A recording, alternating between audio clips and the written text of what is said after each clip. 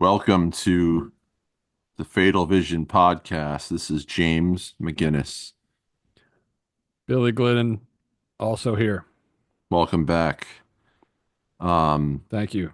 Thank you for all your notes to all of our fans. We appreciate it. It means the world to us. And it's been a busy week here at the studio. I got involved with some artificial intelligence platforms, and I put out Oh, some uh, some recreations of the long lost April 6th, 1970 tapes, based on the wow. transcript and Fatal Vision.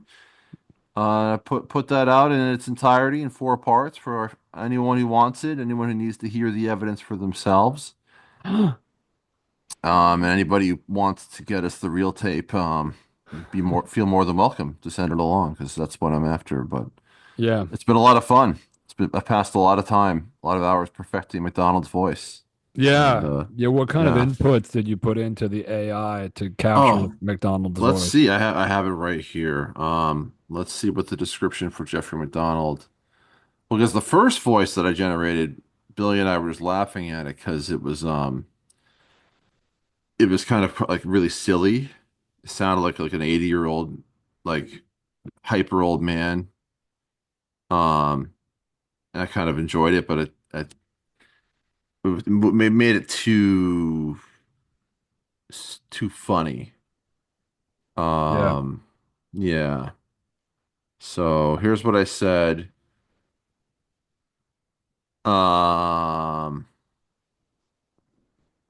A smug, overconfident jock turned doctor with a fake performative charm is what I instructed it to make. Pretty good. That's pretty good, right? Yeah. All right, good. Well, anyway, I have a lot of long-term plans to sort of eat up my daylight hours. From here it's going to be Article 32, McDonald, and then the Pruitt and Kearns deposition, and then grand jury, Blackburn cross-examination, and then the civil trial cross-examination. So that's the roadmap for the next few days of create recreations. So Wow. strap in. It's very going to be very Gonna granular, be a bumpy ride. very bumpy, Billy. Gonna be a Uh, bumpy ride for yeah, sure. and as far as the pardon, it hasn't happened. So it looks like we're off the hook there still. We're still white. We're still keeping. Yeah, keeping close watch, keeping tabs. Yeah, I even had an off the record talk with one of the principals involved in the case. Yeah. What did you learn from that? Oh, To the extent that you feel comfortable I sharing guess it. I don't feel comfortable sharing almost any of it. I mean, just that, but it was just good to hear about it. Someone had a bit already heard about Wade Smith's attempt at getting Biden to commute or Pardon. pardon McDonald, saying that it would be a perfect way to tie up a bow around the whole case. Right. Um, and so now, obviously, with that having failed, we have Hart Miles taking up the mantle in Trump land. So, Well, Hart has but been working with Jeff for over a decade. yeah, no, for a long time. Yeah. Yeah. Apparently he's in very close touch with McDonald's current Wife. wife. Yeah, his Yeah. wife. Yeah, Catherine. Yeah. Uh, yeah, why did he have to get married again? Like what happened to his first wife? Right. Isn't Good that point. weird? Yeah, Good good point. question. Yeah, it's so weird. Good point, man. Doesn't go addressed. It goes unaddressed a lot of the time. Well, anyway, So where did we leave off, man? in the book. Yeah. So we're leading it. We left up to McDonald being told by Grebner on A6 that he was going to be advised of his rights as the tape Mhm. recorder went on. And then we're doing a brief interlude in McGinnis's style of um, the voice of Jeff. Hmm. So we are on the voice of Jeffrey McDonald. It's between chapters 8 and 9 of Part One, Book One. Honestly, the more the longer we do this, and the more we read it in this ultra slow motion fashion, and I've read it around, up and around, and beyond what we've been working on. I think of it more as five. Um, think of it more as a Bible, not one cohesive book. I would say it's more like five separate books with the epistles in the back of the 85 and 89 afterwards. Yeah, I get your point, James, but if for it to be a Bible, you would need like chapters of just like laws that you have to follow, and then you'd need some like epic poetry. Oh yeah, you're right. There's not a lot of literary um varieties. We're not mixing all of the great No, styles not of there. the It's really one genre. yeah, it's just one genre. You're Yeah, it's right. not like I mean, don't you think that there is different styles used though within the books? Like the certainly in book five, where he brings himself into the narrative and drops all the oppo he's been holding on Jeff the whole time yeah, is sort of a different look. it is a different look. I won't contest that at all. And all right, well, we don't have to get into it because our listeners are hoping for us to just stay on top on task, and we've already burned up a lot of the clock already. Um, Yeah. so let's just get into the material and then Okay. Okay. I'm the sorry about that. spirit, the spirit. I'm sorry, I brought up just a random bullshit idea. Um, No bad ideas so on the Fatal Vision podcast. no, never. We're gonna pull in into the spirit of the text together and Yep.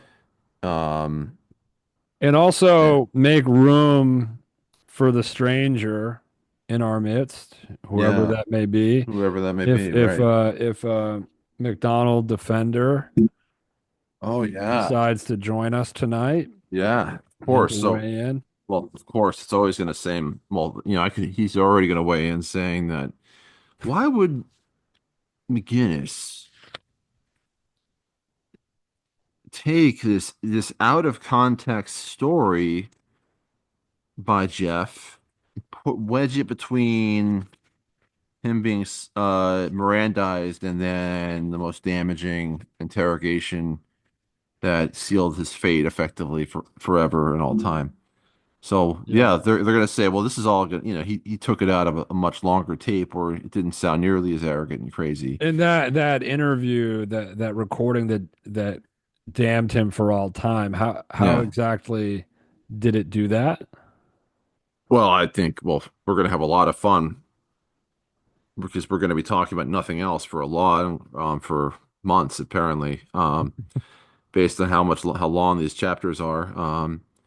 I would say the first thing I would say is that the jury, several jurors said the presumption of innocence um, evaporated upon sitting and listening to the entire tape in court. Um, he sounded just so guilty to them, to Hmm. their ears.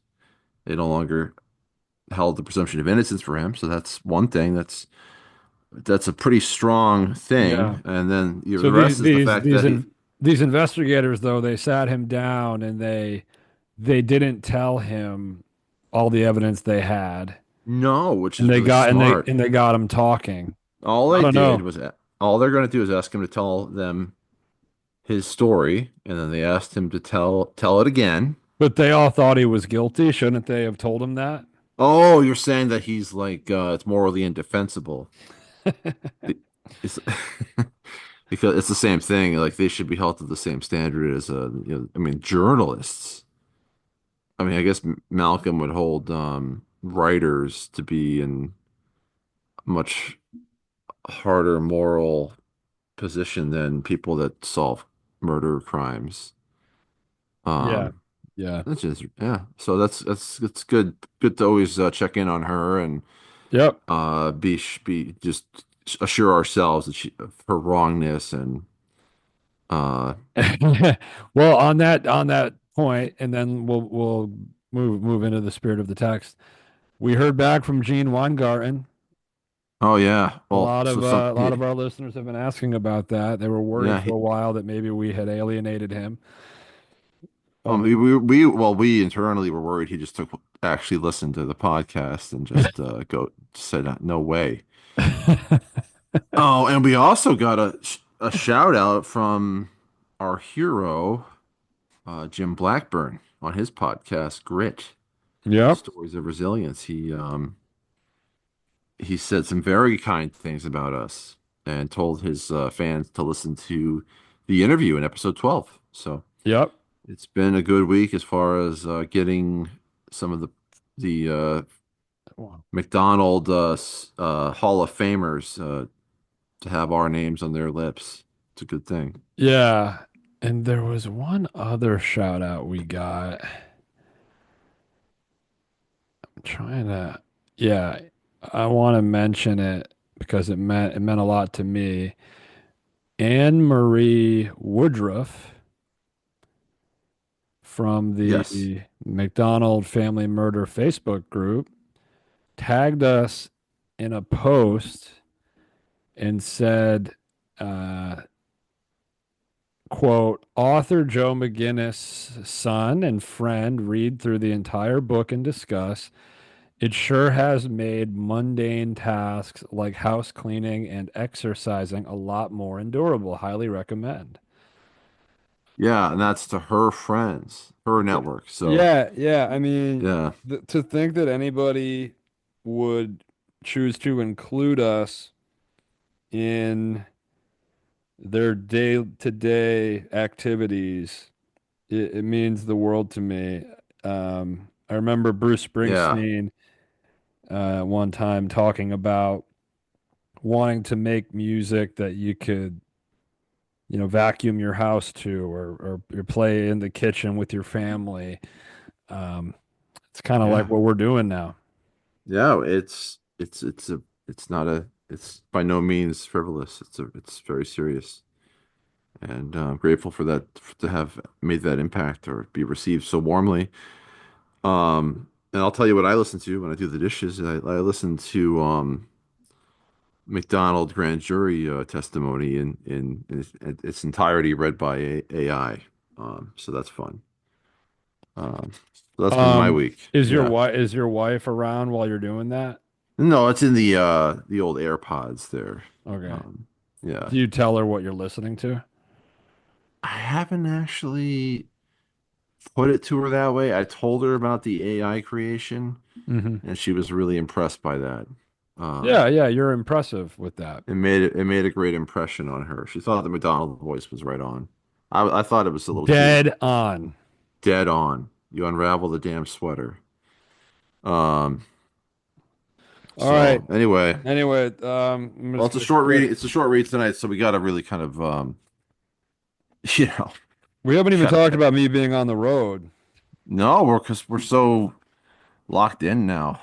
Yeah. Um, Yeah. All a right. lot of our friends are saying we don't do bits anymore, and we're getting serious, and we're kind of just sort of servants of the podcast anymore, and it's not no longer a vehicle for our own personalities to shine. So thank God for that. Yeah. All right. The Let me mission just is clear. Corey, you sat in Uh, the yeah, Corey, I got to note that Billy didn't. Um, he's missing a piece of his microphone, so he sounds a little bit pitchy hmm. tonight. Yeah. So if you might want to just turn down your AirPods or what have you just to survive. But the other option was Billy was going to sit with his AirPods in, and that would sound more like someone was calling into the show. Um, Yeah. and we only reserve that for royalty like Blackburn and whoever else ever might grace Yeah, I'm not really our worthy of that. podcast. All right, Corey, All just right, keep me in the loop on that. All right. try to keep Billy's pitch low enough so it doesn't cause too much interference on the line. Thank you. Yep. All All right. right, He says we're he now got the message. we're going into the text, the voice of Jeffrey All right. MacDonald. McDonald. Go ahead, Yes. James. I'll take us into this, and to Hmm. thine own self be true. Speak your mind, and same for you at home. You Look, and know, if we stumble over some words and have to go back yeah. and reread, that's just our frailty shining through, and that's That's all okay. it is. That's all it is. There's nothing else to me besides frailty. Internship year, though, the year at Columbia Presbyterian was a very tough year, a down year, a brutal year. There were months when I worked the entire month, every other night on. That meant 36 hours straight at the hospital and only 12 off. And you never really got the full 12. It was always 11 or 10 or 9.5. And I had to go home, clean up, eat, see the kids, play with them, see Colette, catch up on the news, important, fall asleep, and then get up at 4 or 5 in the morning and go back on rounds at 6 a.m. Wow, they've had a lot of horrible years, and his voice. Yeah. Well, Basically, it was a horrendous year, really bad from the point of view of my workload, lack of family interaction, and total physical exhaustion. Now, that was not my doing, and I refuse to take any negative credit for working too hard. That's just the way it was being an intern at one of the best hospitals in the world. But our apartment in Bergenfield, New Jersey was hot and cramped and not nearly as pretty as what we had just come from in Chicago. Plus, the neighborhood was not nearly as nice. Of course, intellectually, Columbia Presbyterian was very exciting. As a medical learning experience, it was phenomenal, and I became one of the hot interns. There was no question about it. All right, he's now finally called himself hot after is being that called. the first time in the book? It's been Yeah, implied. yeah. I mean, it's. I mean, we know he's hot, knowing he's hot, but he's just said he was hot, that year. And that there was no question about it. There's no question. There was no question about it. Yeah. Um, I'll give you one of these hot experiences, and I'll pass the buck. All right. On chest surgery, I scrubbed at some of the hearts, which were, this was all still big news in 1969. These were very tense operations, and different surgeons handled the tenseness in different ways. One of This is going to come back to bite him at the grand jury. One of my most vivid recollections was I was assisting the most brutal of these surgeons. This guy was a pusher and shover and swearer and knife thrower, and he had an awesome reputation for pushing interns out of the way and being nasty to them. All right, Billy, I want you to take us home on this anecdote. And I was assisting, and I did something he didn't like, and he pushed me. I didn't say anything, just did my job. And he asked me some questions, and I answered them. And then something happened that he didn't like. He wanted me to move or something. And he really hard gave me an elbow in the middle of the chest. And I just sort of gave him a very light elbow back and said, I don't have to take that from you. You know, you don't need me here at the table. I seem to be in your way. But if I'm not in your way and you want me here, then you'll have to treat me as a physician. And then there was silence in the room, and I probably broke out in a sweat. But I was just so furious that I just sort of stood there thinking I was correct and maintained my position, and the surgeon didn't say anything. For the next 2 weeks, he treated me as an absolute gentleman and finally sat me down and asked me if I wanted to be on the thoracic surgery service, which I thought was phenomenal. I thought he would throw me out of my internship, but I had stood up to him because it just seemed so outrageous that he was physically abusing physicians who were there, who were assisting him. I just reacted and sort of pushed him back with my right elbow, and he had hit me with his left elbow. And I said, "If you want me in here, you'll have to treat me like a gentleman." Well, he's changing his quote. Yeah.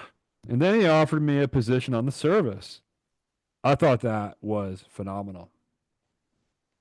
Section Yeah, mate. that becomes a of great interest to Warheidi, who just wants MacDonald to put into the record every time he physically attacked someone in anger. And this is one of the stories that gets read into the grand jury. And MacDonald's like, "You gotta be kidding me. Just a little shoving." All right. Yeah, yeah. Does it turn out that this account isn't quite right? I don't know. Do you remember this being turning out any kind of way? No. I don't think Joe's gonna have room for debunking this story, but don't have no fear in my examination of all the transcripts. I'll try to find any reference to it later. That'd be great. I'm gonna Yeah, keep I'll going. make a little note. Corey's gonna put a note. You keep going. But the year on the whole wasn't filled with a whole lot of fun.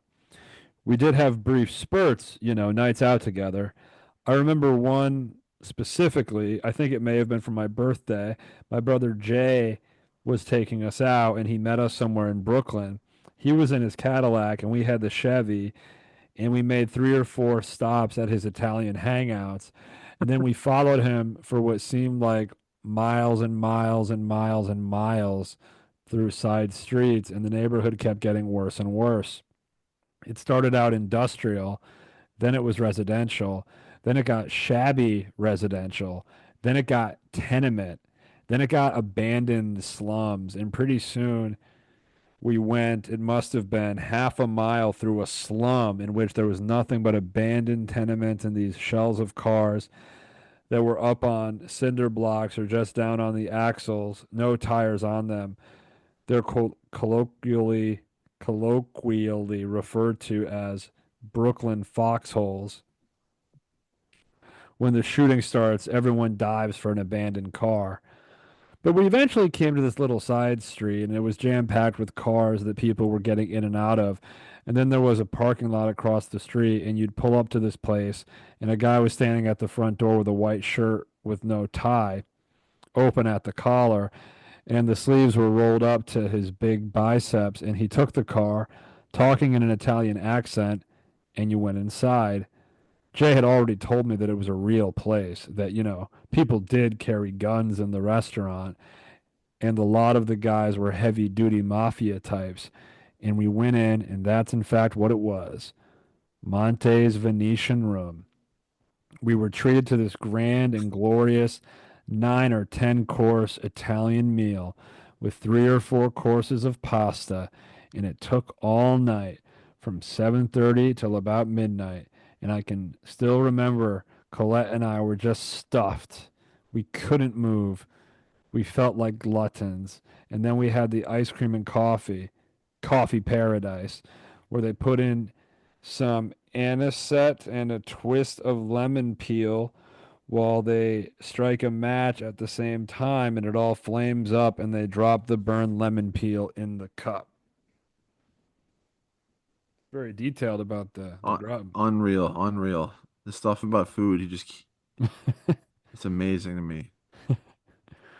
What amazes you about that? That just reminds me of the restaurant at Cape Cod on their honeymoon and um, Cosmo Yakovazzi's wife's pork chop tomato sauce, where the chops are in there and she takes them and throws them out, and then he really thinks that this is the book we want to read, like his just incredible adventures um with and just like eating the dopest food Oh well, yeah, and it's connected to him.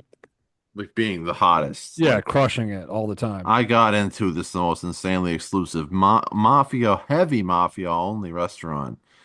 And I literally, you just sit there for 5 hours and just eat nonstop. And then they toss the burnt lemon peel into the cup. Yeah, Um, go but yeah, ahead. yeah, kudos to Joe for asking him to probably go into such obscene detail. Um, Jay and several of the Italian guys were ordering bowls of these noodles mixed with peas, shells mixed with peas for dessert. And Jay proceeded to eat at least a quart of these noodles after, after this incredible 9 or 10 course meal in which we had chicken and steak and fish and several orders of different types of pasta and salads. And we started off with a great big bowl of meatballs in the middle of the table. And everyone had a fork, and you just spear a meatball and keep eating until the several gallons of meatballs were gone. And all of these guys had their shirt sleeves rolled up and their pearl stick pins. They undo their tie and then cross their tie in front of themselves and put their stick pin through it so they can leave the collar open. And the women all have beehive hairdos and mink stoles around these sequin dresses. And this is in Monte's Venetian Room, this little restaurant in the middle of Brooklyn, in the sleaziest area I've ever seen. Wow. So he was able to gain entrance to this The most, amazing, opulent, excessive, extravagant. but I do like how he found a way to take a shit at on Jay for eating a little bit more than he did. I mean, like Jay is a real glutton. He Hey had a man, quart of dessert noodles. Like, what does the it hell's the matter say with him? does it say different types of pasta in Yeah, yours? Oh wow. orders of different type of pasta. No, there's no S in mine. Oh, different type of pasta. Yeah, that mine doesn't have an S either. So it's just the feeling of just Mac just on lying back in Terminal Island and just letting the memories fly. Um, Wow. Okay. Now we're gonna follow them on their magical tour down okay. into Greenwich Village. Why don't you Oh, keep going? all right. Take me. All right. Occasionally, we go down to Greenwich Village and just bum around for the evening and sit at the different cafes and hear some of the folk singers, which was nice for us. Oh, this sounded familiar, especially since because we had done it when we were at Princeton the last year, and it was already sort of reminiscing to get back to Greenwich Village. And we were decrying how it Yeah. had changed, excuse me. Yeah. Just your The frailty shining through. Yeah, my frailty shining through. Then anti-war people had taken it over, and there were draft card burnings and red berets everywhere when we were just out to have a good time for the evening. We weren't raging conservatives by any means, but we were middle of the road. I like how Colette is just like a appendage as far as this stuff goes.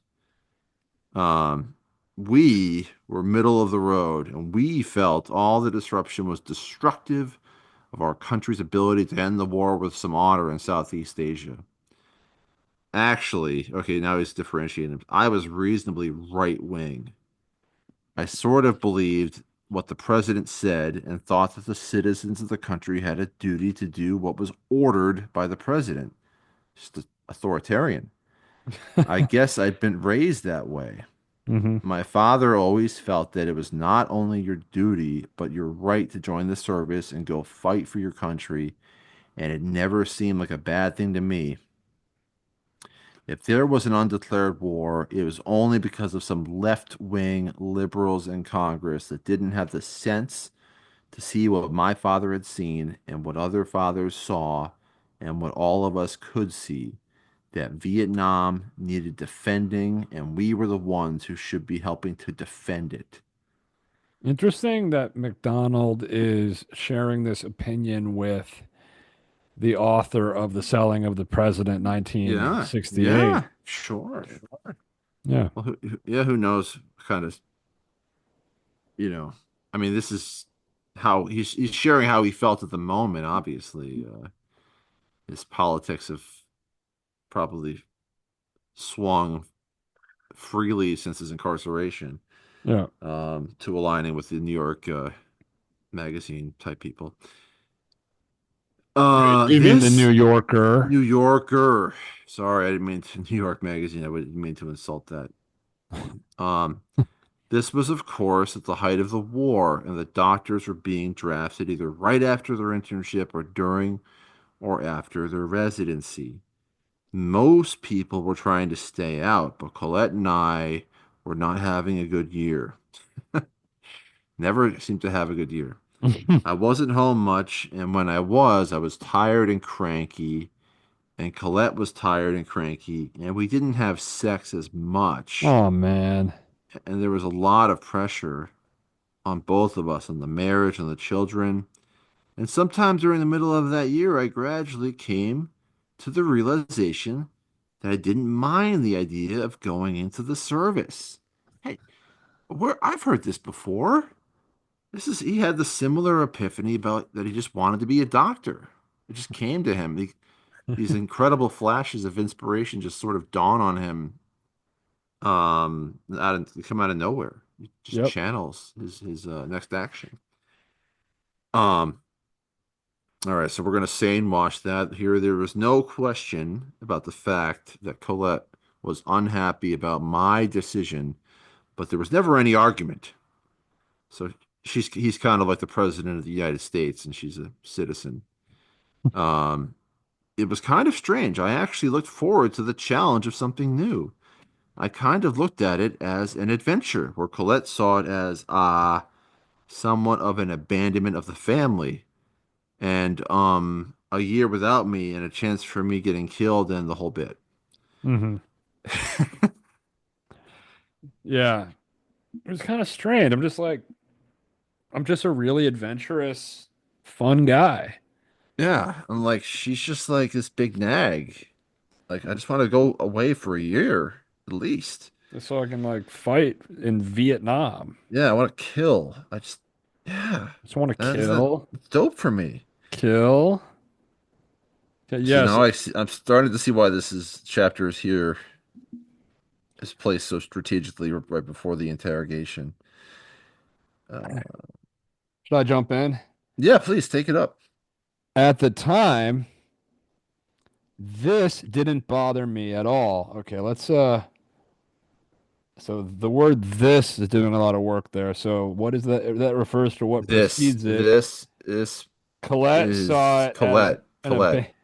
an Colette didn't abandonment, bother me at all. and Colette seeing it as an abandonment of the family and a year without me and a chance for me getting killed in the whole bit. At the And time, this didn't bother me at all. What did sound good was a year or two away from the high pressure environment that I'd been in for the last 5 years, four of medical school, in this horrendous year of the internship. So he's feeling trapped. yeah, I'm looking forward to like 2 years where my family just doesn't even exist. I was exhausted from the year. There's just no question. And Colette was exhausted physically and mentally from coping with the two kids in too small an apartment. I'm certainly not coping with him though. That wouldn't contribute to her exhaustion. No. There was a little tension in the air. Not tension, but uneasiness about me going into the army. There's no question about that. Colette was definitely uneasy. She was uncomfortable. She would rather I didn't go in the army. Now, again, this is his tendency to put thoughts in her head. Yeah. He And never has any actual word like quotes around her right, words. right, but Um, he's conceding, as he's done in previous chapters, that she's unhappy with him. But he does so by suggesting that she's unhappy in the mildest way one could be unhappy. like So she understands she doesn't really get it, yeah, and she will get it once she sees that I'm right. she's Uh, uncomfortable. No, no, no. To be clear, she yeah, was uneasy. yeah. But It's that's making me part think of of the chapter when they were in the car and she was crying because she didn't want to yeah. go to That's why I get confused because that Chicago. was supposed to be a terrible year too. Um, when that whole summer of the Fire Island taxi summer. Yeah. Should we say more So about that or? no, we can't. Okay. But then there was just the whole thing here of like, and then he's basically just coming out and saying it. He just comes right and says like the last 5 years have been just they're all been bad years. All the whole marriage, it's been bad. But mostly from the medical school and high pressure. Yep. Uh, I mean, and we know already that Colette wanted, so I mean, this is all before the Fort Bragg period, but by then, Colette, I mean, she was thinking about leaving him. Was she not? I mean, she was writing to her mom and saying, "Hey, let us come up." yeah, in the mild as far as I'm, no, that was for her personality type. She was that was a real that was a real step out of the comfort zone to even hint that something was unhappy. Like, It was a cry for uh, help for sure. yeah, yeah, she didn't never like to let on how bad things were, and that was one of the things that Mildred was always so sad about was that she kept all of Jeff's infidelities from her, Yep. and that was like this. It was like a second death almost when finding out that he had actually been making her miserable while that she was still alive. Um, Yeah. I so mean, he was cheating on her constantly. yeah, yeah. But no, but like actually Like there's like constantly. no, there's literally not like you cannot account for a single day where he wasn't, as he likes to say, dating, going on dates or double date. How Uh, many girlfriends did he have at the time of the murder? Like nine? yeah, I think we're gonna find. Yeah, I think we got to go back. I mean, we know that after the murder, he already burned through one girl while he's under confinement, and then he has a sexual odyssey across the country with a 15-year-old right after the in December of 1970 after the Dick Cavett thing. Um, so yeah, there's at least Right. two. Yeah. But that's something Joe figures out later. And that was actually the one allegation, that was the one assertion in this book where I was wondering, I was genuinely wondering where Joe got it because he doesn't attribute it. I know it's true because if it weren't true, it would have come up at the civil trial Yeah, no, as he an doesn't he example. doesn't contest any of it. Um, Right. and then he immediately gets to California and then has a relationship with his mom's friend who's so it's like a 40 year age gap between girlfriends. Um, that and then we know what happened there. Hmm. With the boy, throwing him off the boat and the whole bit. Well, hanging him off the boat. Hanging him, but then he tossed him in the water. Did he toss him in the water? Yeah, he tossed him in the water after saying, what I really want to do is crush your skull against the rocks." And he just Yeah. threw him.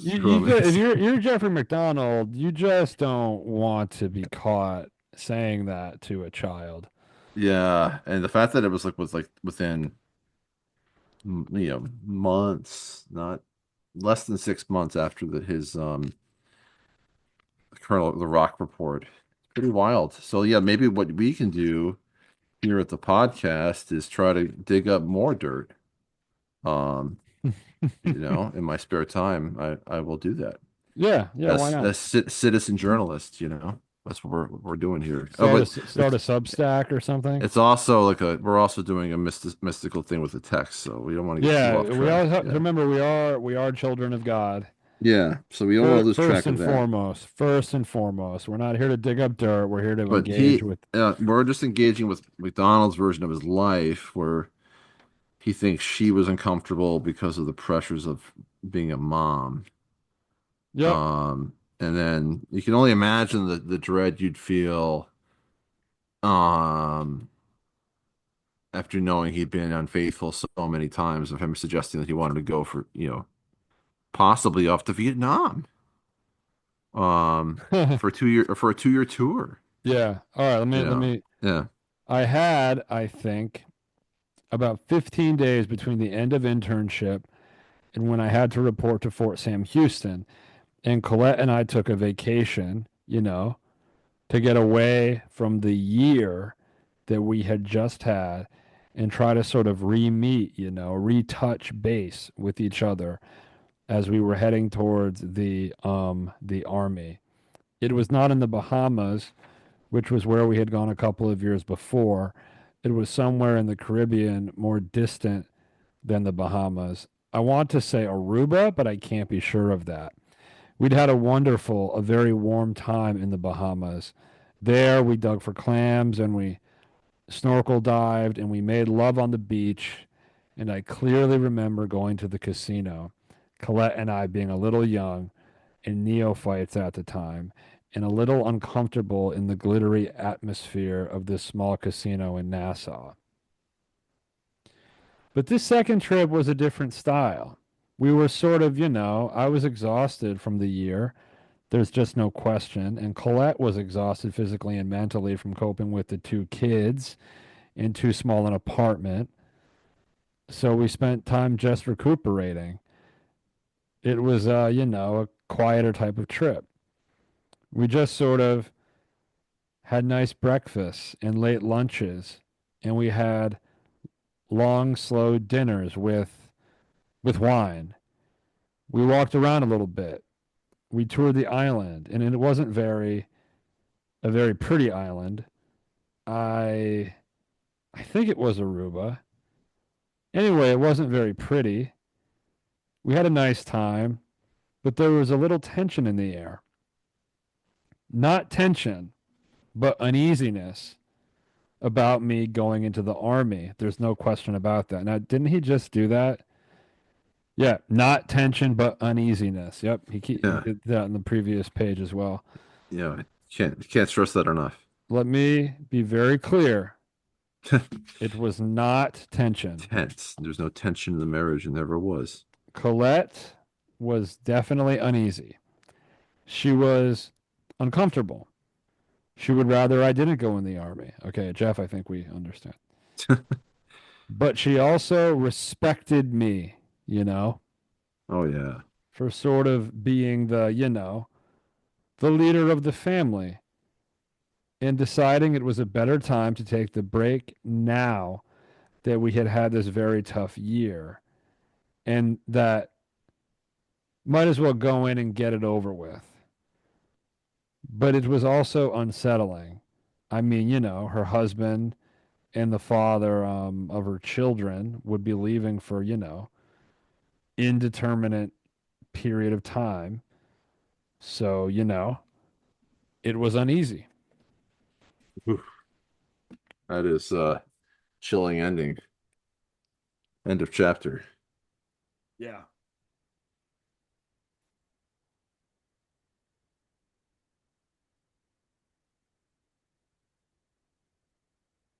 I don't So even what do know we what to think? I say. mean, Yeah, this is right. like it's just MacDonald is so like dumbstruck when he this any of this stuff t comes up. He can't think of anything to say. He's so fluid with the food and the cafe in Brooklyn and the all these nasty liberals with their draft cards and then the slumlords and then he's like, I don't even know what island we were on, to be honest. Yeah. Like it's so telling that he can't even t remember what I think it must have been like their last vacation, like ever, Yeah. um, as a couple without the kids, and he has no idea where it was. Um, he thinks it was Aruba, but he also thinks it was pretty ugly, not a pretty island. Well, they were Um, uneasy. they were uneasy. She wasn't happy, but she also respected him as being the president of the family, the ultimate authority, um, The leader. a leader. But She respected me a lot. so you think the implicate what's on what is Joe saying here, this chapter of Jeffrey about to be formally accused of the crime and then putting this part in here. I mean, part of it's about him joining the army. Uh, and that's where he is now under facing the army form of justice. Uh, Yeah. do you think it's sort of, you can sort of feel the nail in the coffin going in? Um, yeah, you definitely do. You also see how trapped Jeff feels, and you see the army as a strategy for his escape from his Yeah. family. Yeah, for having almost nothing to do with them. And then we will obviously learn later about it provides so many avenues of like, deception for, like, as far as the Russian boxing trip. Um yeah, that's that one is legendary, obviously. So he also he's with Colette, he's this domineering force, but she respects him for it. Yeah. And with the surgeon that he elbowed, Oh yeah. he's violent toward him, but Yeah. the And surgeon that just respects him the more. violence is what wins him um the respect that he Yeah. has coming to him. Yeah. Tense, man. Uh Very tense. yeah, so you could just feel him unraveling, Uneasy. Not uneasy. tense. Not And what does tense. the Italian the 10 course meal come in? Oh, Just sort of it just shows you another example of Jeff's self-mythologizing. that, oh yeah, the narcissism and Oh, it um was just the most incredible time, and there was so much food, and there were these guys with guns there, and we were yeah, there, and we ate so much, and then the ice cream and the coffee came out, and the lemon peel, and we just couldn't believe it. Colette and I were both in awe. We were just in yeah. absolute awe, just absolutely dumbstruck by the excess and the taste of the food. Were Yeah. it was like There's steak, we chicken, oh and fish. fish. Yeah, and three or four different type of pasta. And the meatballs. The best part is the meat. The big thing is gallons of meatballs. Everyone's just spearing them with their forks Well, collectively. everybody, we've kind of teased this before, but the Fatal Vision podcast cookbook Oh yes. is in production. We got more Yeah. material No, tonight. it's true. But that has to be its own thing. The McDonald culinary tour. Uh Hold on. Just finding you here. Yeah, I'm finding you back on Zoom. All right. The other thing that we haven't touched on yet was um the moment where he, like, absolutely eviscerates this mean doctor in front of like 100 people, and then everyone is just struck silent. The whole room is just Yeah. dead silent. Yep. It's just like such a cliche. Yep. Um, You know, it's kind of how I feel when people tell me stories about a funny thing that happened, and they say, and I don't mean any offense to people who say this, but there's some people I know when they tell a story about some funny thing, they'll say, and we just died laughing. yeah. We just died laughing. It was just, or oh, her mouth just hung open when she saw the thing. She was stunned. There's Uh, something about the like exaggerated, melodramatic. well, there's Every he. experience is this deeply moving, It's got to be life changing thing. a peak human experience. Yeah, Um, that's right. That's right. he- oh, there's part of the transcript from the interview, which isn't going to be in Fatal Vision, where MacDonald is asked, he explains why he didn't run to his neighbors for help, and then he goes on this insane tangent about how he was at a cocktail party with the neighbors, and the lady of the house was going on about how she watches the girl across the street undress every night, because it's so wrong for a girl to change with the blinds down or up, whatever. Right. And it's like literally everybody the room was dead silent. So it's a trope that he keeps coming back to. Yep. And then he is the hero. I kept pulling her chain, asking her for more information, and the context is always is the best because this all the meatball stuff is all coming out while he's in prison for life. No chance of parole really, um, and then the other story is just shooting the breeze at a police interview about the murders. It's like, yeah, my idiot neighbor. I couldn't have gone to her in the moment like that. She's a fucking peeping Tom, man.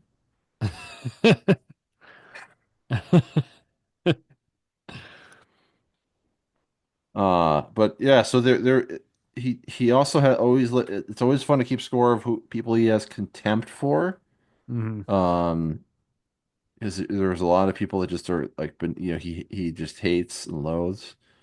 Um, like the operator is an asshole. The doctor at Womack is an idiot. Hmm. Um, but in this chapter, he didn't really have any mean words for anybody. Well, he doesn't like how Greenwich Village has changed. Oh yeah, he doesn't like all the red berets and the draft cards, and Yeah. so that kind of inspired him to join the service. It just sort of hit him, and that's what Like, his wait, dad would I have should I wanted. should be in the military now. Yeah, yeah. I mean, it's like literally, I've been putting my family through nonstop moving and I'm never home. chaos, and now we'll just go even harder into I'm mi- that, I'm lean into I'm heart. missing I'm missing dinner because I'm doing Yeah. an Oh yeah. appendicitis. Yeah. Yeah, that's that great moment in the I think it's in the film TV miniseries where I think it's where they're living in Bergenfeld and he comes running home for like 1 second and then runs back out to go work out at the track. He's like, don't have time for coffee. He's obviously loving every minute of not having time for anybody. Um, anyway, what's he up to right now, man? He's probably not doing much of anything right now. Based on that photo, he's probably propped up in a coat closet somewhere in Cumberland, Maryland. James, it just occurred to me. This is the last time that we're recording before the, I believe, 11th anniversary of Joe's death. Oh yeah, that's correct. Yeah, that's March right. 10th, isn't it? March 10th. Yeah, thanks for remembering. Yeah, Yeah. thanks for mentioning it on the air. Yeah. So we just want to Uh, give thanks to Joe, thanks to who's Joe. in Yeah. heaven. Yeah, we honor you every week with this cast, and I Mhm. know that you're the one who's solely responsible for bringing us together and keeping the cause going in this passage through space and time.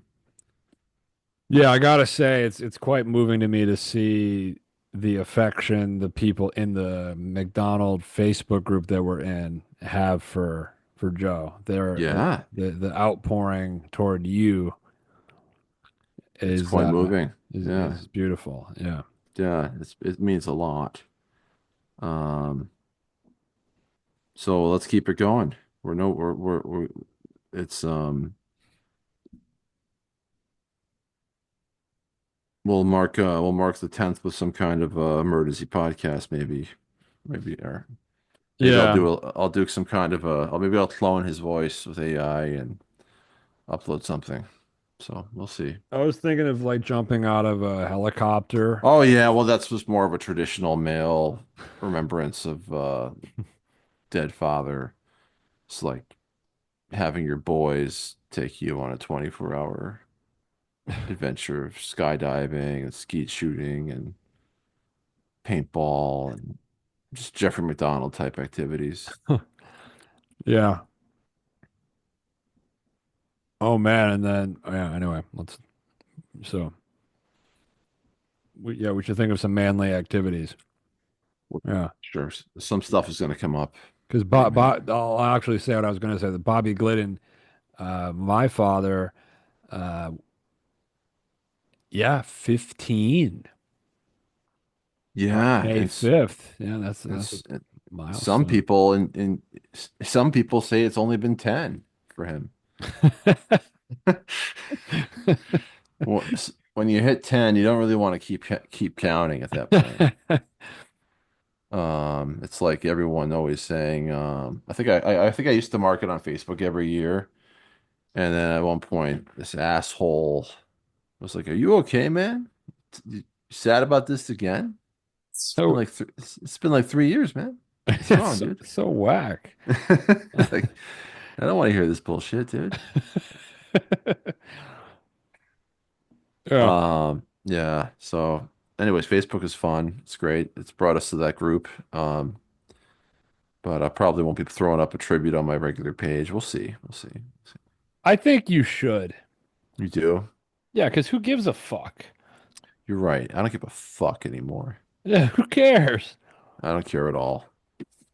So let's just keep it going. Um, and you should too, man. You should do So it why for his don't and Bobby's birthday. I it, guess that's not till August, but um, yeah. yeah, Why don't we give a quick plug to your brother Joe? He sent you something. yeah, that's right. He sent he bought on eBay a production placard from the NBC production of Fatal Vision, the movie.